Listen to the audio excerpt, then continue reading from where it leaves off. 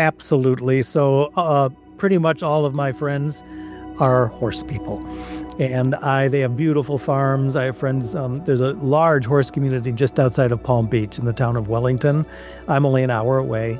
I have very dear friends. They all have horse farms. They have horses. I lived in Lexington, Kentucky, the Kentucky Bluegrass for 5 years. And I have very good friends there with horses. And every time I visit, we hop in that car and go right out to the stables. And so if I need what I call my horse fix, I have a lot of places to go. And I don't ride anymore because for me, it's either or. I'm either going to ride and go for it and get my own horse and train my own horse or not. And I've chosen not to. And I escaped. I rode for 50 years and I don't have to even knock on wood now because I'm not riding again. And I never had an injury. And it's a dangerous sport. You get knocked around a little bit if you're in the horse world, especially as many hundreds and hundreds of horses as I rode. Your odds are you're going to get dinged, stepped on, thrown off, something weird's going to happen. And I got out of 50 years without being injured. So I thought, you know what? And I still have a good back.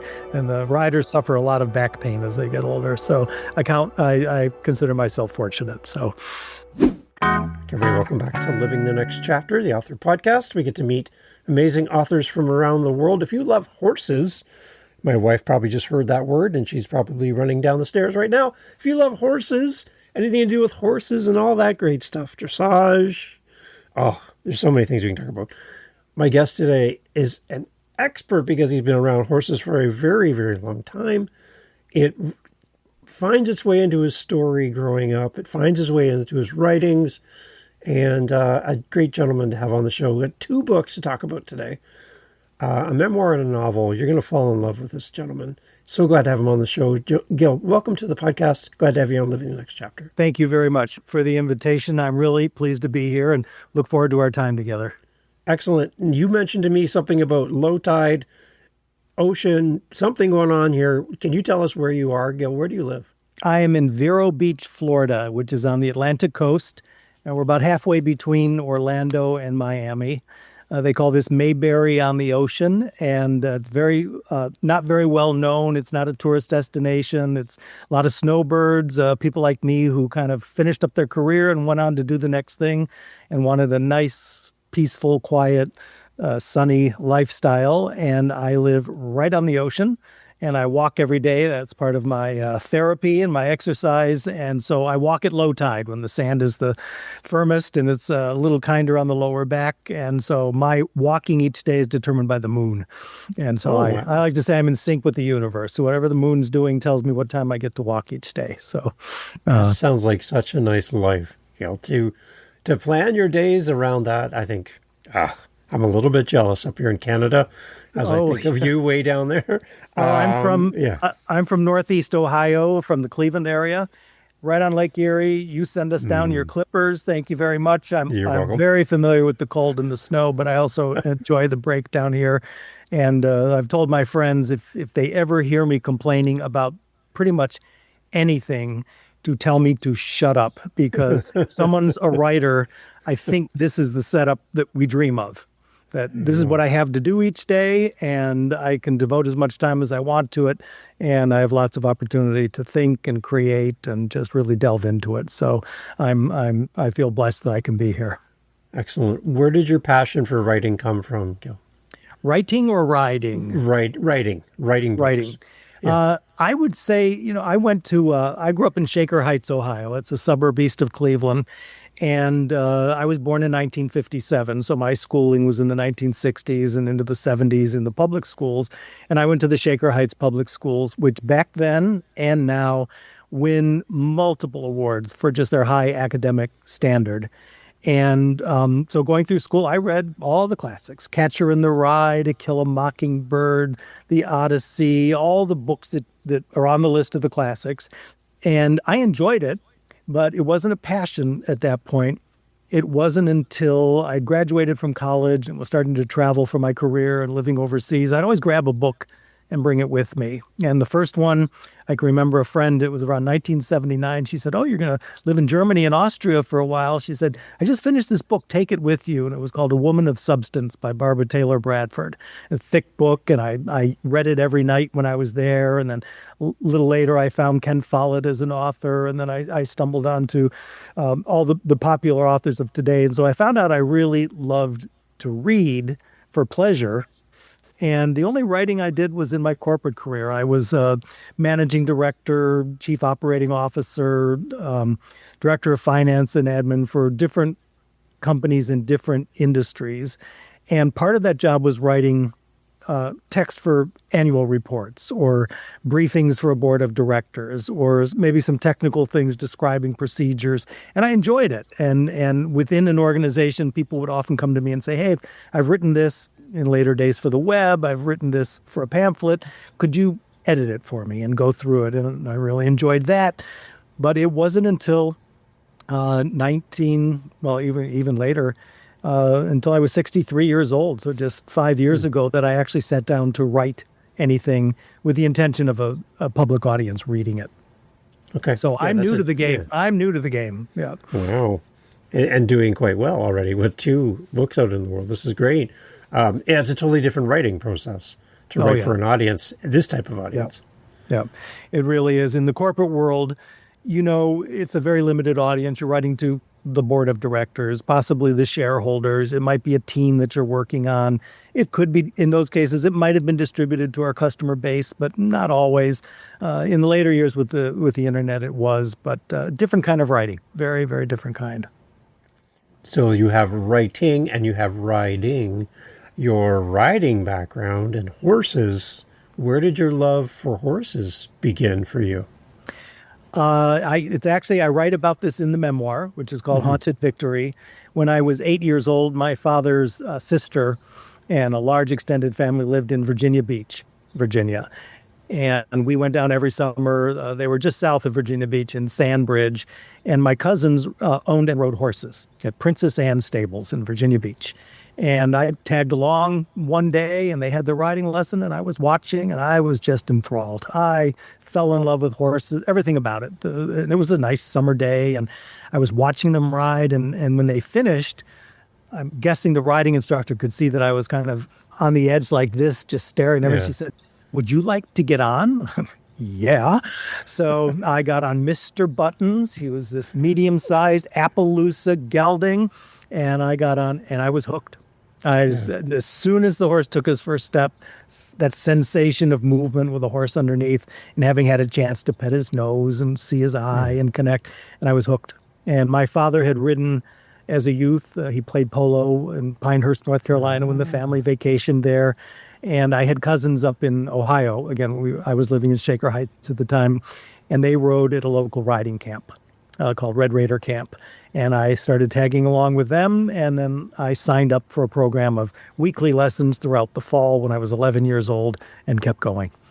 So, what is your connection with horses, even at that young age? What was it about a horse that really connected you?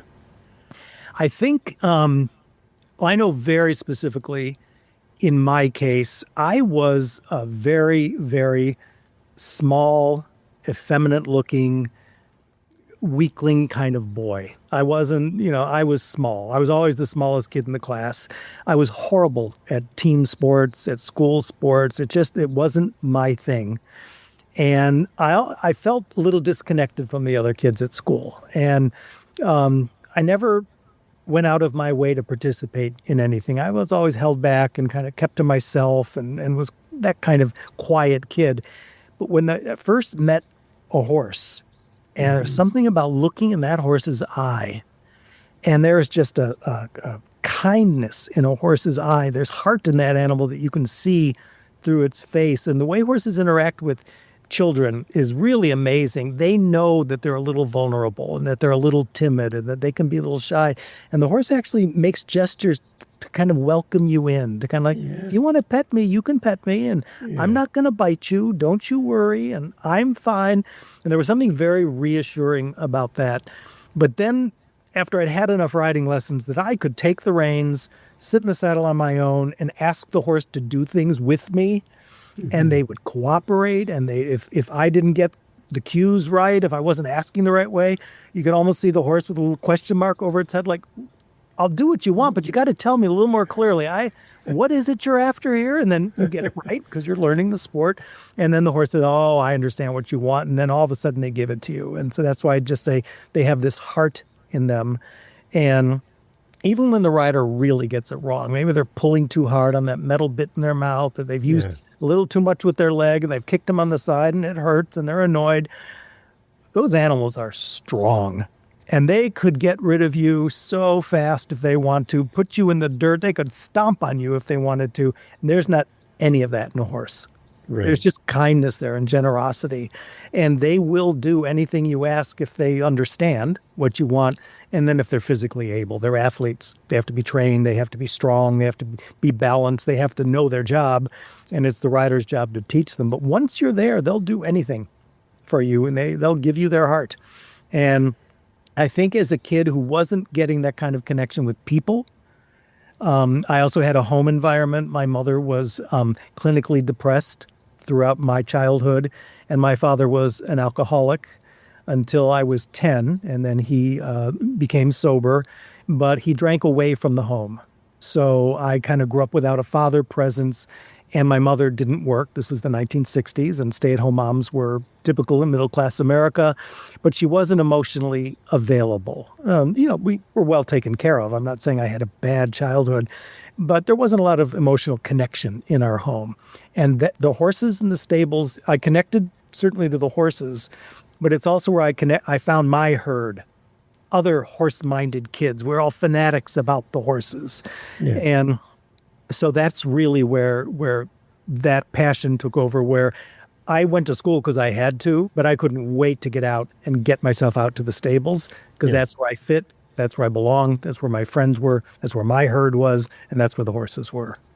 And that's where you felt a sense of safety, being around the horses and being in that environment. That was a safe place for you to be around those animals, right? It was. And in the 1960s and in the early 1970s, growing up in Cleveland was a lot like growing up in Detroit or some of these other urban areas. It was a violent time in this country. There were riots in the cities. The Vietnam War was going on. There were protests. It was a tumultuous time to be growing up. And I know in my high school, there were racial fights all the time in the hallways. In our high school, we had a kid got shot in the halls, and it's probably just a personal thing, not a racial thing. But then I heard that, at the school next door, somebody had been knifed. Our police department in Shaker Heights was blown up by a crazy bomber, and 2 blocks from my house. And so it was scary for a kid who's 10 years old, 11 years old, 12 years old. So to finally have a place to go, and the stables were, outside of the suburban area, and it was my safe space. And we could disconnect from what was going on in the world. We were 14 years old, 15 years old, 13 years old. And so it was our place to go and just create our world and around something we all had a passion for. Now, then things changed, though, and then for you. Then things changed. And that this is safe place, right? It really changed. What happened was, I've just described myself. I'm this effeminate sissy, and I don't fit in at school. I'm not good at the sports. But when I get on a horse, I'm this little superstar. And I always say every young person, there's something they're just naturally really good at. You put some kids on a lawn and throw a soccer ball out there, and my God, you think they're ready for the World Cup. And you have other kids, put them in a pool, and they start swimming like a dolphin. And we all have that thing. Mine was horses. I was built for it. I had an aptitude for it. Whatever it is one needs to be good at that sport, I had that naturally as a kid. So I clicked with the sport, and I got really good really fast. And in 1971, and I was 14 years old, it was a fairly large riding camp. They had 70 horses on the property, and they bussed the kids in from the suburbs, which was fantastic. And they brought in a new director of riding. And he and his wife moved onto the property into a small house there. And he was in charge of the beginner and the intermediate and the semi-advanced riding programs. And I was an intermediate at that time. So he oversaw the stables and the program that I was involved in. And there are 40 pages in the book dedicated to how this happened. But he saw me, he was a pedophile, and saw me as this needy, weak, kind of not dejected, but disconnected youth. And he stepped in and started lauding me for my talent. You have what it takes. One day you train with me and stick with me, you might make it to the Olympics. Well, when you're 14 years old and somebody who's twice your age, 28, who comes in, he has credentials, he's come from an high-profile training center in the United States, and he knows all these things we don't know. He's the oracle as far as we're concerned. And so I was invited to his home, and he's, in the course of the evening, he was talking about what it takes to strive for perfection, and it's every single thing, including your training as an athlete. And like any coach, I'm going to get to need to know your body, make sure the muscles are developing equilaterally, that your tendons are loose, and what that resulted in was touching that then went much beyond that. It became much more intimate. And what was amazing is he was married. His wife was in the house, in another room. This was after she'd gone to bed. And this went on for 7 years. And she knew what was going on because she walked in on it at one point and saw the fondling and what was going on and never took any action against it. And I know that before he came to that riding school, he had been at another one and had done the same thing. And I know that after 7 years, when I finally broke away, and it was because I graduated from college and could physically get away from him in Ohio, he moved on to the next victim.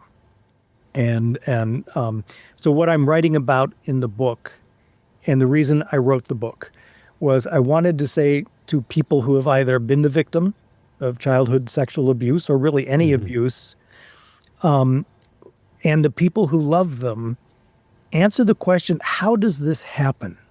How does the pedophile actually lure in these children? Do the children know that it's wrong? And I explain in the book, I knew something was wrong. It didn't feel right. Something about it was absolutely wrong. But he was holding out a dream.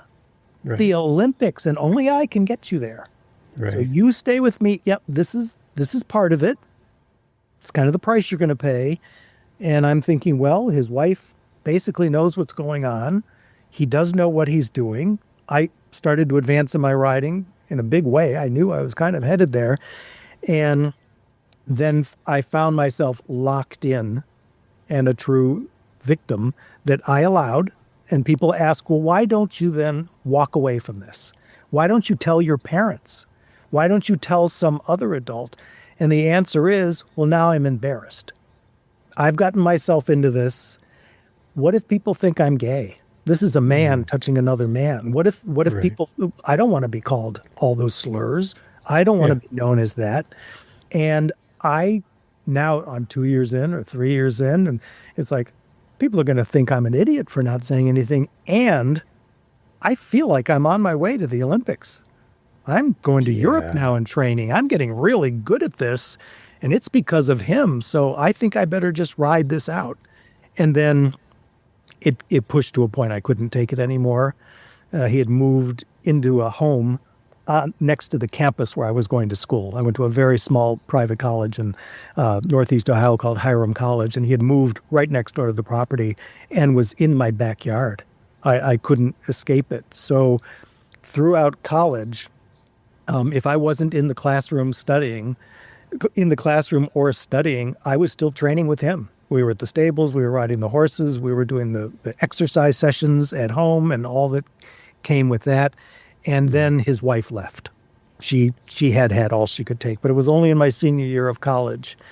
And then I finally realized this is unhealthy. It's abusive. I do need to get out of this. I hadn't told anyone at all that this was going on. And in May of my senior year of college, I thought, count the weeks. You're going to graduate. You can move. You can leave and end all of this.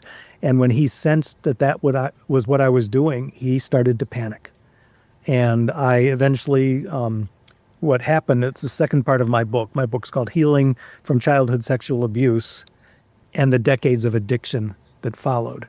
And what came on the heels of that, in May of that year, somebody from the college was I lived in a dorm, and it was late, it was 10 o'clock on a Thursday night, and he said, "Hey, how you doing?" We kind of knew each other. And he said, "I'm going down to downtown Cleveland to the disco. Do you want to go?" And I thought, it's Thursday night. People don't go to the disco on Thursday nights. And Cleveland was 45-minute drive away. And I thought, well, sure, why not? And we ended up at a place called Trax. And if there was a Studio 54 nightclub in Cleveland, it was Trax. And Thursday night was a big night. And I walked in the door. I had never consumed alcohol with any, once in a while I might have had a beer or a drink. I know I did. I tried marijuana with friends in the dorms, but it wasn't part of my life. I walked in the door and sensory overload.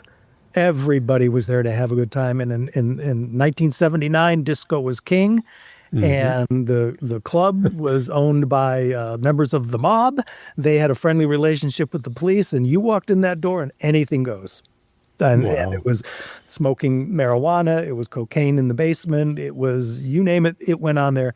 Well, I was hooked because I had been in serious training for 7 years, and I felt like a free man. And what happened, it started the addictive cycle. I had a drink, and I feel euphoria because that's what alcohol does for us. And I thought, well, this feels good. And I had then gotten away from my predator. I was living on my own. I was getting ready to go to England for my first job. I was going to be stationed there for 3 months.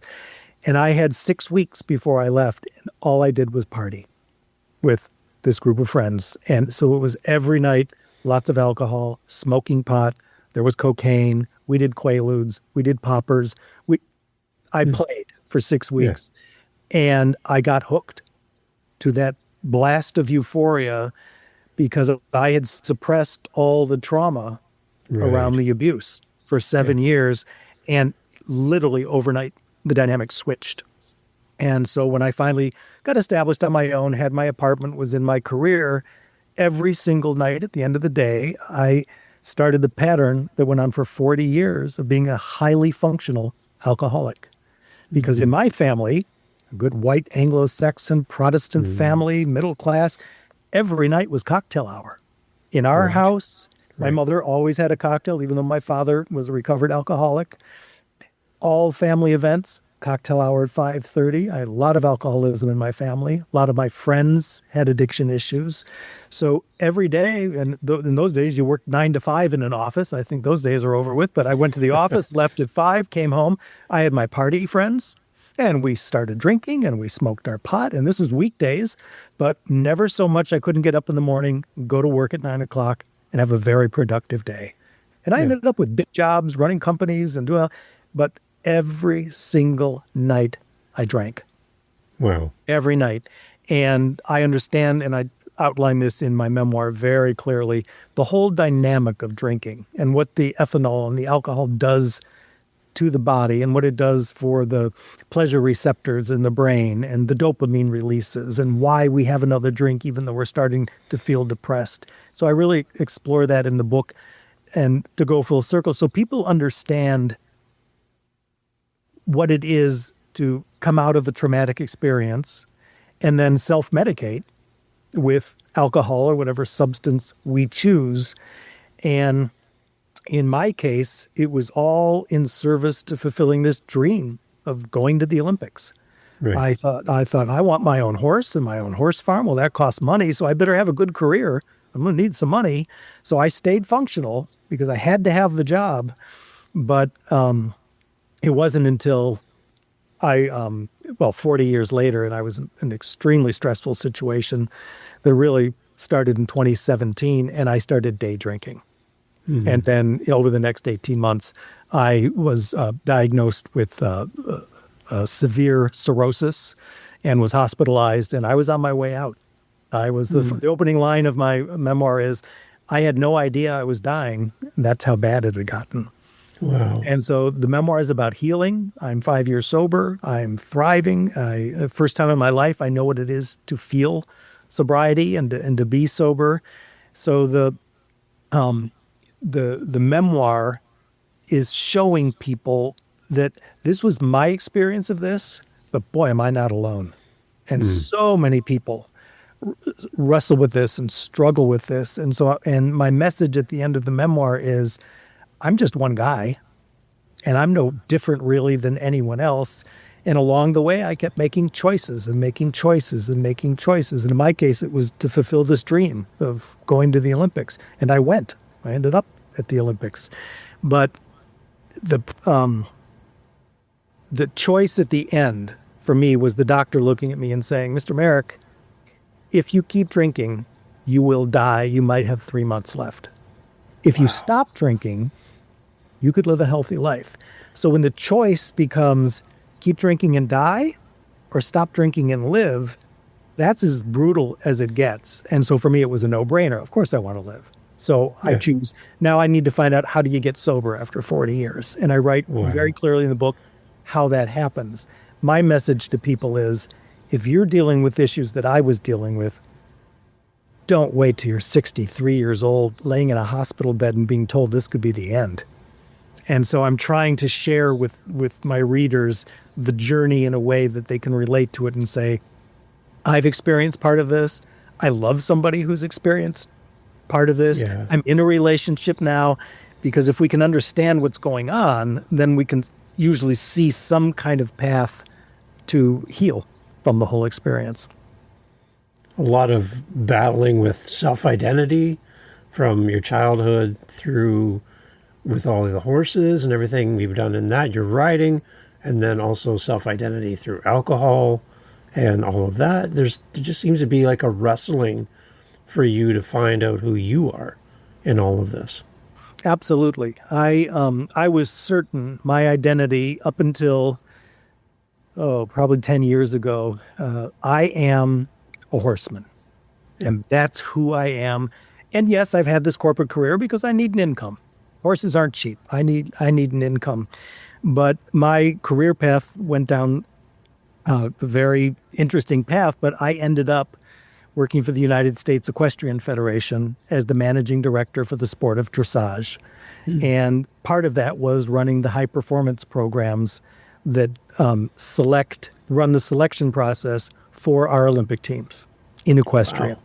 Wow. And my job then was to partner with our national coach, who was from Germany at the time, set up the high performance training sessions for the athletes who were vying for a place on the team, work with the different committees that select the team and manage the process of how all that works. And then whether it was the Pan American Games in 2007, World Championships for equestrian in 2006, or the Olympic Games in 2008, I was then the team leader.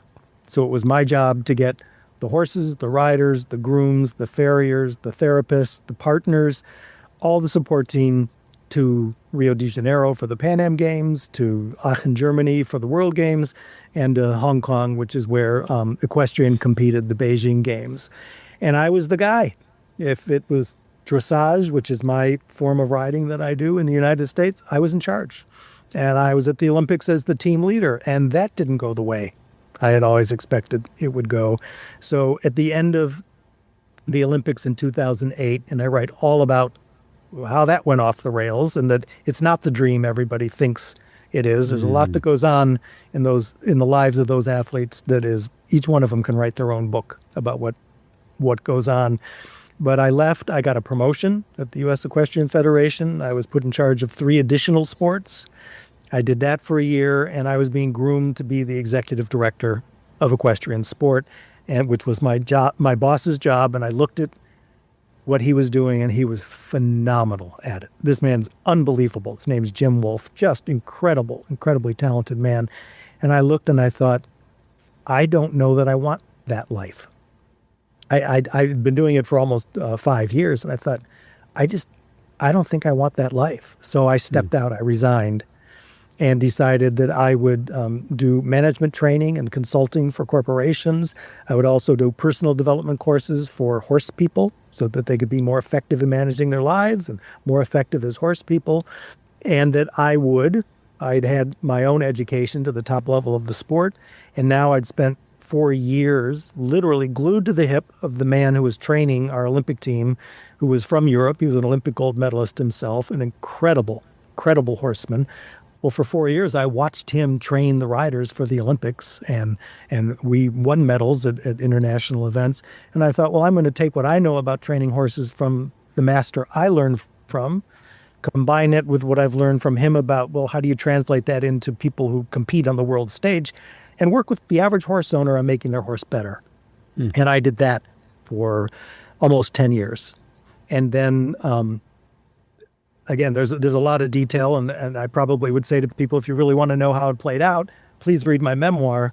But I ended up best friends and companion to a very eccentric, very wealthy woman in California who'd been a supporter of the sport of dressage with her husband for 23 years.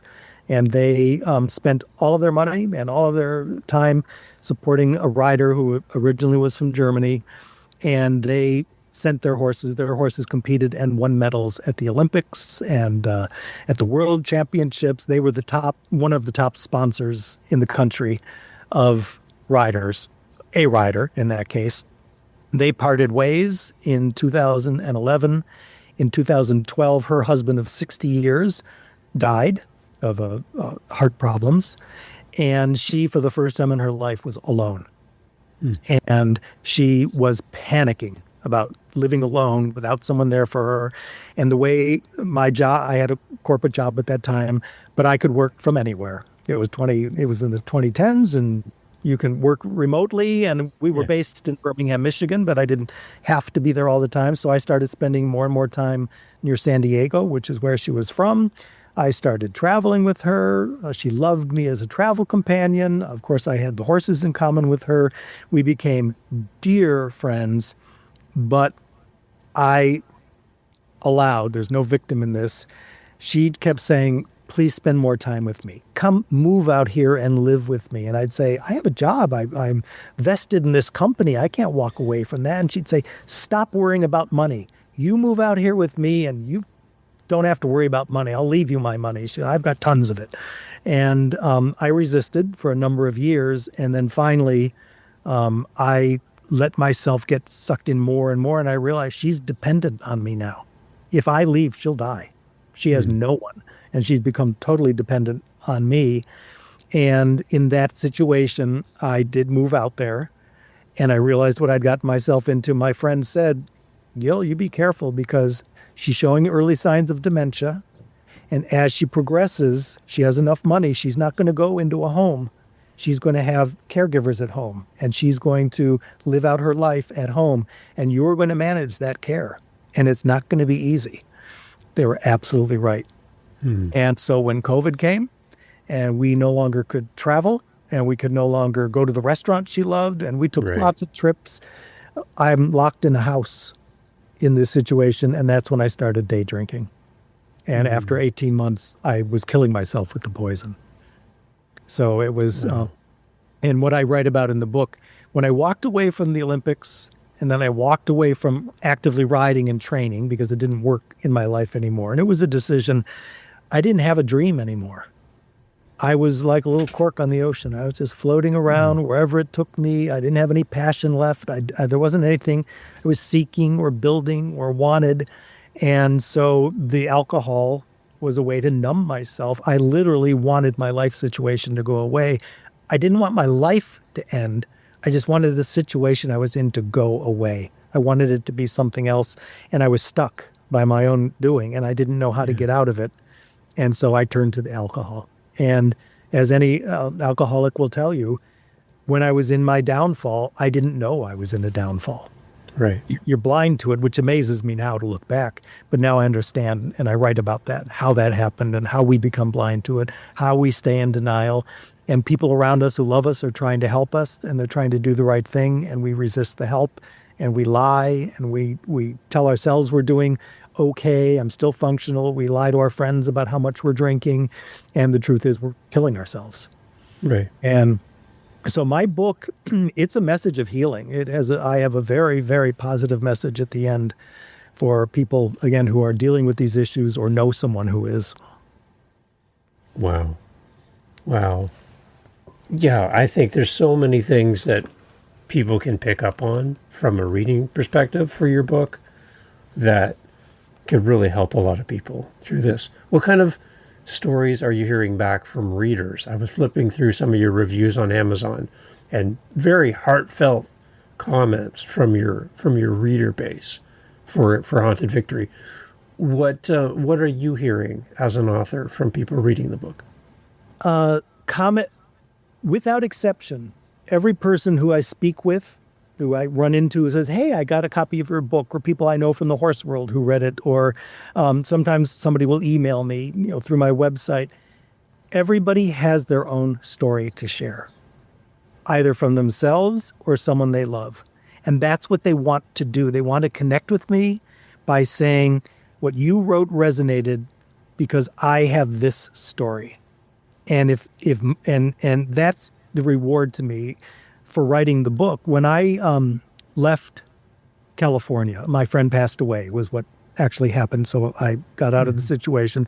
I was in therapy because of the drinking. This was after I was hospitalized and came out.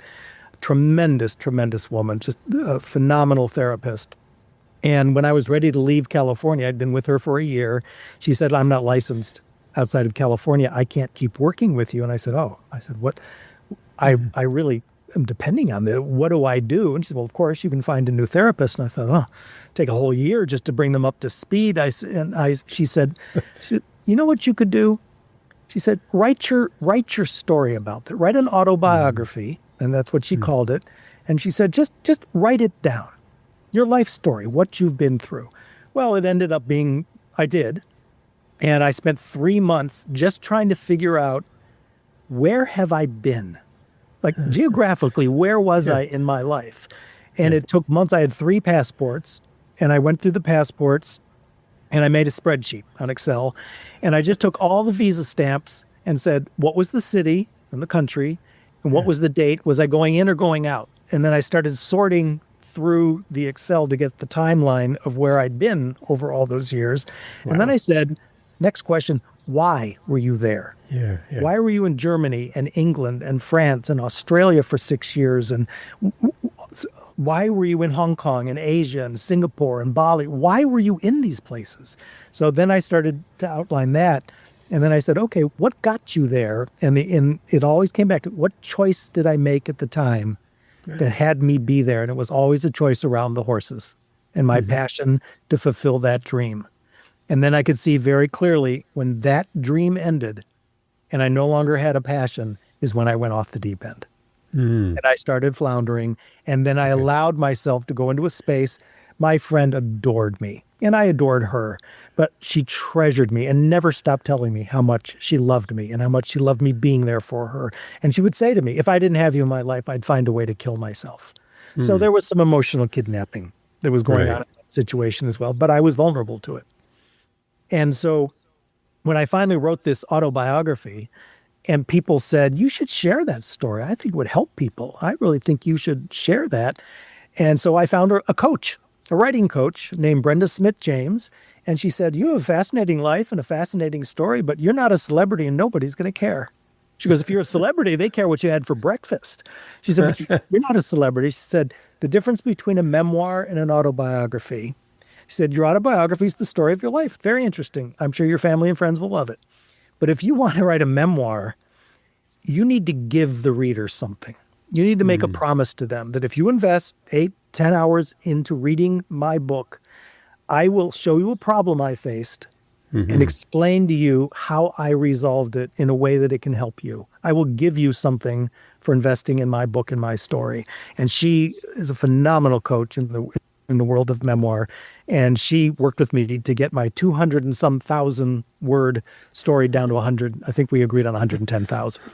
And so now it's consumable and it's very focused. It's childhood sexual abuse and recovering from addiction. And then when I finished that and I found out I love writing and I'm living in a situation, I just looked over towards the ocean. I'm living in an ideal writer's paradise. I said, you know what? that memoir is kind of heavy. I said, I just want to write a novel, entertain people, just a fun, adventuresome story. And some of the characters in my real life are in my novel, and it's the first in a series of 3. So it's called Come September. It came out in June, and I'm just starting with the promotion and getting it known. And my intention is, if it does well, I'm halfway into the manuscript now for the sequel.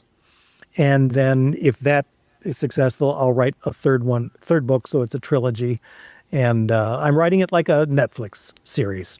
And it's intentional, and it's got that kind of adventure and that kind of plot. It has issues. I deal with, there's some characters who have a drug problem. There's some characters, I don't have any abuse in there. One character has a little problem with his father when he's younger, but it's not sexual abuse, and it ends. Yeah. So, but it's meant to be a good read with a lot of character development. And my goal was to have people really care about these characters by the end.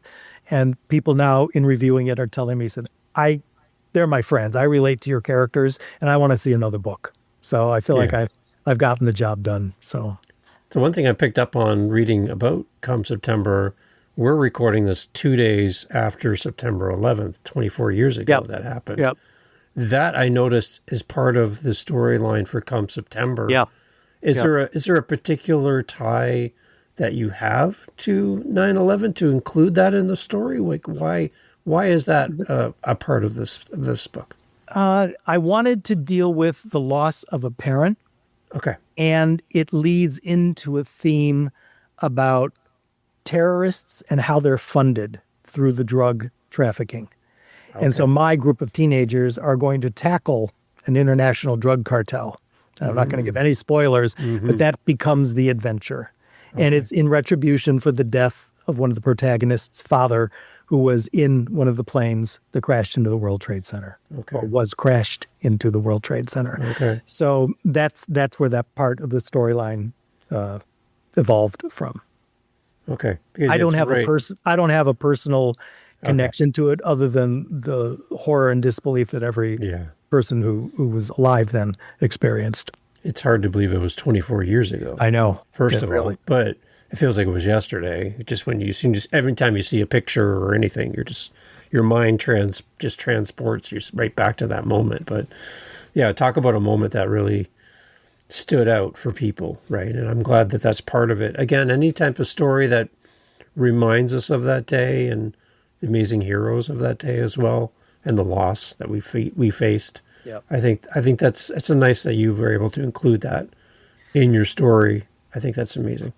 And I dedicate a good number of chapters to getting to know the family before that day.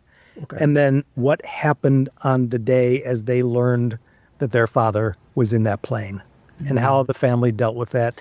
And then the book goes on for 10 more years. So how the family grieved and how the family helped each other, how they evolved, and what it meant for them later in life, developing relationships, and the fear of losing the daughter's fear of falling in love with the man and losing him, having him taken from her as her father was. So I explore what would a family have gone through, because I don't know any of those families personally, and I do read about them, and they come forward and share their stories. But I wanted to really delve into the human dynamic around people who were personally touched through loss in that terrorist event. What's a joy for you to write a novel over writing your memoir? That with the memoir, knowing that people are still alive who are in that book, people know me really well, and it can all be fact-checked. And so that storyline has to be 100% correct, exactly how it unfolded. I can't make any assumptions about what other characters in the book were thinking, what motivated them. I can only tell my story.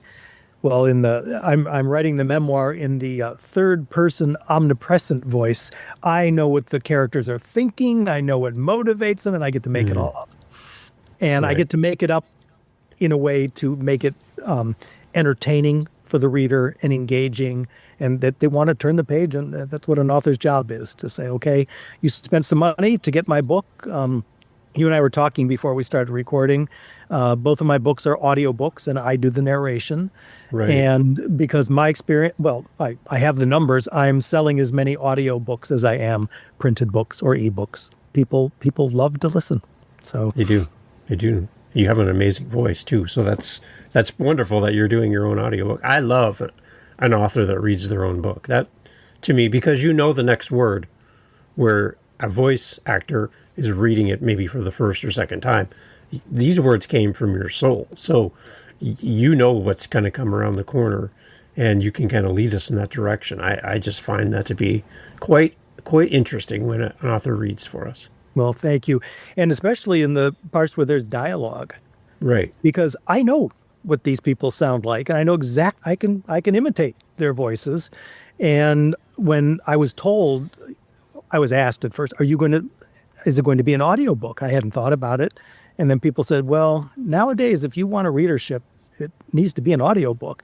So I looked into hiring a voice narrator and getting a studio. And I thought, well, that's a big budget. I don't know if I'm up for that. And I thought, wait a minute, that's my story. I write the whole book in first person. I'll tell my story, thank you, because I know how I want to emote it, and I know what emotion I want to bring across. And in dialogue, these people in my life, I know how they spoke and what they said, and I wrote the words I know that they said to me. But I think I should do that. I'm not going to hand that over to somebody who's never met me or these people. So, Yeah. And it was fun. It's amazing. It's amazing. Gil, give us a sense. We kind of talked a little bit about this before we wrap up. Give us a sense where you're at now, today, in 2025, September. Where are you mentally, physically? How are you feeling? You talked about walking the beach. You talk about you're in a good space right now. Just give us some more updates. How are you personally, physically? Where are you at right now? Well, physically, I have never been healthier. And I just had my August round of seeing all my physicians, my cardiologist and my hepatologist and my internist, everybody. I did the eyes, and I'm in great health. I don't take any medications. I'm pain-free. I'm thriving. I do yoga every morning for an hour and a half. I meditate every day. I say prayers after my meditation session. And what I explained to my best friend, I said, it's taken me almost a year to come to terms with this lifestyle now. I don't get up every day racing in my mind, where am I headed to next? When do I have to be at the airport? When's the next trip? When's the next flight? What's the next country? Where am I going now? What am I doing? Yeah. It's all gone quiet. And I can, for the first time in my life, just live in the moment. So when I'm writing, I'm in that moment of writing. When I'm doing yoga, I'm in getting in touch with my body and the breathing and the stretching. When I'm meditating, I'm in touch with nothing, I hope. That I just let it all go blank. I don't travel now that I did earlier in the year. And I said, no, I'm going to stay home for a while. It's not about the next appointment, the next flight, the next plane, the next this. I'm just going to live my life and enjoy. I cook all my own food. I eat very, very healthy food. And I live a very, very healthy lifestyle, and I enjoy it. So I thought, well, I have two jobs then. My job is to take care of me, my mind, my body, and my soul, and produce things that entertain people. Mm-hmm. And I love to write. So it's not even a job. I write 5 hours a day, 7 days a week. I have 2.5 hours either morning or afternoon, depending on the tides. Yes. And then every evening, 7:30 to 10, I'm at my computer and I'm creating a book. And I told my friend, I said, you know what? I said, sales are starting to take off. It's nice. I said, if even 1,000 people actually read my book, a book of mine from beginning to end, it's about 10-hour read. That's 10,000 hours of entertainment that I gave somebody. I mean, if they didn't put the book down, they obviously liked it. And I thought, well, that's a good contribution. I'll start with that. Let's go for 1,000, and it's clicking along. So we'll see where it all goes. So I'm in a very different space than I've ever been before. Okay. Again, to be 68 years old, pain-free, medication-free, thriving. I sleep well. I wake up rested. I'm never tired. I've never been like this. Mm-hmm. And it doesn't matter that it's my age. Even when I was the busiest in my life, and I've always gone to the gym and I've always taken care of my physical training and all that, but I wasn't thriving. I got up, you put enough alcohol in your body before you go to bed, you don't wake up with a clear head. Yeah. I was functional and I could do my job, I didn't feel ready to just jump in and take the day by storm. And now it's a whole different feeling. And my ability to be present to the moment, I never realized I wasn't until now that I am. I would have told you I was. Of course, I'm aware of what I'm doing. Of course, I'm present to my body. Of course, I'm in the moment with people. And it turns out I wasn't. Right. I was about 75% of the way there on a good day. And so I'm experiencing my life in a new way now. And it is because 5 years of sobriety, total change of living conditions, and I'm financially able. Nobody writes books to make money. If you're one of those authors who takes off, God love you. And I don't know how that formula works, but you're not in it for the money. Right. And it's for the enjoyment and the satisfaction of knowing other people enjoyed it. So I'm not relying on that as an income source now. So in that regard, I'm not actively earning a living. I'm financially secure. I don't have to. And so that's just a blessing. And I cherish it every day. Yeah, you said when you were a child, looking into the eyes of a horse, you found peace and safety. You found that spot where you knew that that's where you should be. Yep. Do you still get the chance to look into the eyes of a horse? Absolutely. So pretty much all of my friends are horse people. Okay. And they have beautiful farms. I have friends. There's a large horse community just outside of Palm Beach in the town of Wellington. I'm only an hour away. I have very dear friends. They all have horse farms. They have horses. Mm-hmm. I lived in Lexington, Kentucky, the Kentucky Bluegrass for 5 years. And I have very good friends there with horses. And every time I visit, we hop in that car and go right out to the stables. Nice. And so if I need what I call my horse fix, I have a lot of places to go. And I don't ride anymore because for me, it's either or. I'm either going to ride and go for it and get my own horse and train my own horse, or not, and I've chosen not to. And I escaped. I rode for 50 years, and I don't have to even knock on wood now because I'm not riding again, and I never had an injury. Yeah. And it's a dangerous sport. You get knocked around a little bit if you're in the horse world, especially as many hundreds and hundreds of horses as I rode. Your odds are you're going to get dinged, stepped on, thrown off, something weird's going to happen. And I got out of 50 years without being injured. So I thought, you know what? And I still have a good back, and the riders suffer a lot of back pain as they get older. So I consider myself fortunate. So it's amazing. Gil, I could talk to you all afternoon. This is amazing. Let's talk about your website before we go, because we can find you and we can follow your journey. The books are there. We can stay in touch with you as an author. Yep. So where do you want to send the readers, Gil? And then I just have one last question to ask before we go. Okay. GilMerrick.com. And I have both Come September, the novel. There's also a tab you can click to go to a discussion guide for book clubs, because I write for that audience. Good. And then for Haunted Victory, there's also a button to push, and it takes you to also discussion topics for therapy groups. So I identified different themes that relate to therapeutic treatment, psychological treatment of my issues. And they're on the site, they're downloadable as PDFs. So there's some discussion there. And there's a email box so you can contact me. And of course, I read and answer every one of them that come through. So that's the way to access me. I've put the paperbacks and the ebooks, the Kindle and the audiobooks are all up on Amazon, but I'm also in lots of online bookstores and Spotify, and it's not hard to find, but the one-stop shop is Amazon. Everything's there for both books. Okay. I'm going to turn the podcast over to you, Gil. I'm going to move into the audience for this last part. But you talk about some really dark days growing up, and some of the things you've been through. It's just, it doesn't even seem realistic that all this could happen over a lifetime. But you're in a place of hope now, and you're in a place there. I can see there's peace on you. Like there's just something about you. So that person that's listening, who is not in a good space right now, and they're hearing this conversation, going, "Oh, I would love to be where Gil is." But it just seems so far away. If I could just give you the podcast and you can wrap us up, Gil, talk to that person who's really struggling right now. Yep. And nobody knows what they're struggling with, but they're really battling. Can you That's just right. kind of lead us kind of out here as we close off? I think I Talk to that can. person, please. I think I can.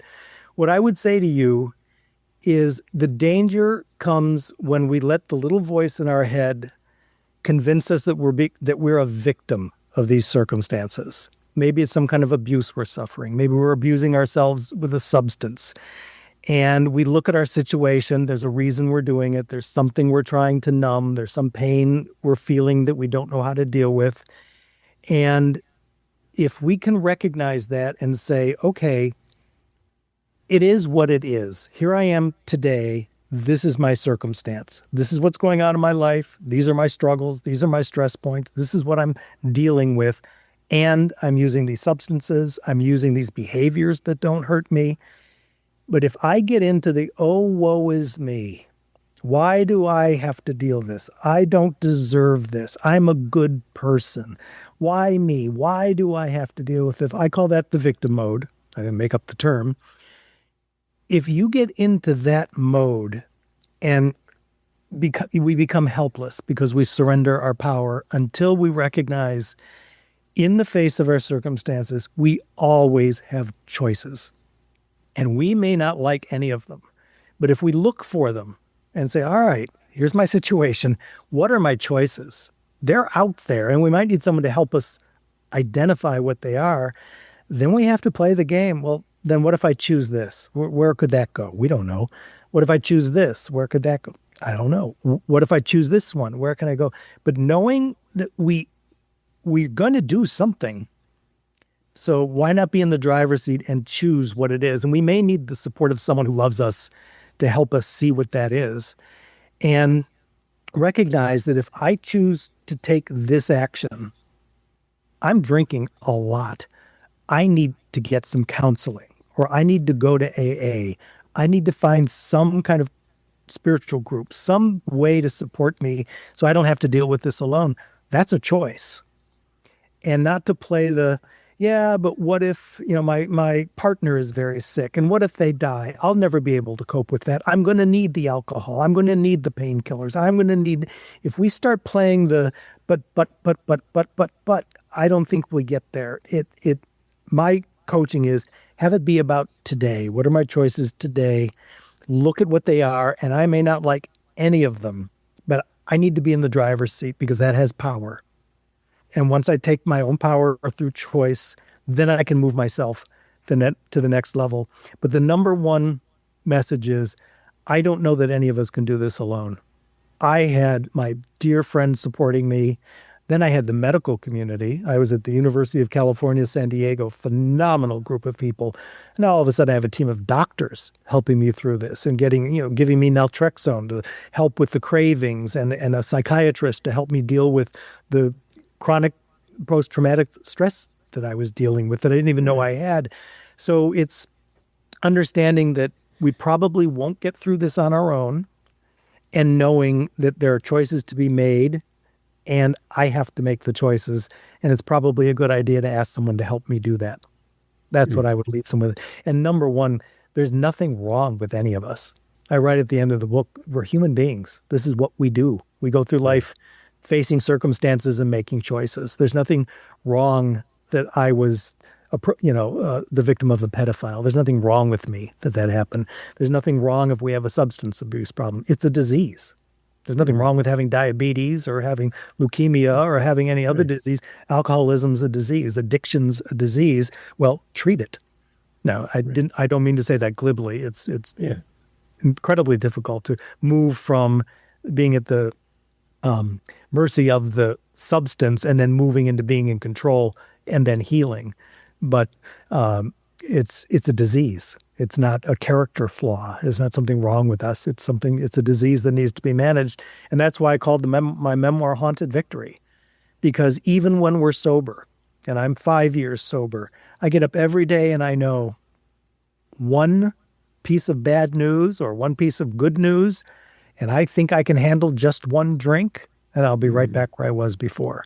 And it haunts you. It's there. It's a disease that doesn't get cured, but you can manage it. And right now I've successfully been managing mine for 5 years, and I know the game's never over. I'll be managing it every day for as long as I'm privileged to be on this earth. and there's nothing wrong that I have this disease. And that's the viewpoint I encourage people to take, because it's a healthy one, and it can give us the hope to do the right things. Excellent. Gil Merrick, thank you so much for your books. Thank you for sharing your story, being so candid. And I think that's what's going to help people, is hearing a story that's not edited down, cleaned up, polished in a nice little bow. You just put it out there. This is who I am. This is what has happened to me. This is what I've been through and how I've come through this and my perspective now and where you're at today. I think it's beautiful. It's very symbolic to picture you walking along the beach and enjoying like a new perspective and a new place in life. It's amazing. I wish you had it earlier than you have it now. I really do. But I love that you have this now. This is Thank you. Well, thank you very much. And as I said, when you talk about being open, I write it all in the book. I'm not holding back. It's not an easy read. My friends have told me, boy, that's not an easy read. It has a very happy ending, but it's not an easy read. But having written it, I can own it now. And by owning it, now what I want to do is help people. And once I own it, it's easy to talk about and it's easy to share, because I believe there's nothing wrong with me. I'm not ashamed of any of this, but I needed to get it on paper. I needed to get it out of my head, written, so that I can say, if you want to know, here it is. It's all in here. I didn't hold back on anything. And I pray it helps the people who read it. And I'm being told it does. So that's very rewarding. Gil, thank you so much for being on the podcast. Everyone, all information for Gil in the show notes. Go out and grab a copy of both of the books. Grab the audiobooks as well. I tell you to get both. Buy the paper book and the audio. Get them both. And when you do, leave a great review. I know Gil would love to hear your thoughts, your comments, how it resonated with you, how it helped. And as you're listening to this, there's somebody in your life that is struggling, and they haven't heard this episode yet. They don't know about Gil's books. Please share this with them. Share these books. Buy a copy for them as well and give it to them. They need to see these, and they need to find that there's someone else out there who has walked a path that has some similarities to what they're walking, and knowing that there's someone else out there is probably one of the best first steps for that person to find some hope in their life. So, Gil, again, thank you so much for doing this. I really appreciate being here. Well, you're welcome. Thank you very much for the invitation to be here. Hey, thanks for listening to the podcast. Glad to have you here. I just want to let you know that you can always find out what we're doing live in the moment by going to our YouTube channel. Head over to livingthenextchapter.com. There'll be a link right there. Head over to our YouTube channel. Make sure you like, subscribe, do all the things that all the YouTubers love to say. And in our YouTube channel, a couple things. You're going to get advanced listens. You're going to get the episodes that we're working on in real time. So we record and post daily on our YouTube channel. I'd love for you to give us a follow over there. As well, we're making playlists. We have over 500 episodes. So finding the right episode for you, we're trying to group things into playlists. So if you like children's books, if you like business, you like historical fiction, we're grouping our authors together to make it a little easier for you to find your favorite next author. So head over to livingthenextchapter.com. And again, I'd love to hear from you. Hearing from the listeners of the show is great. And I just want to say thank you for being a part of the podcast family. And I look forward to having you back for the next episode. Thank you for being here. I really appreciate your time and your listen. Take care.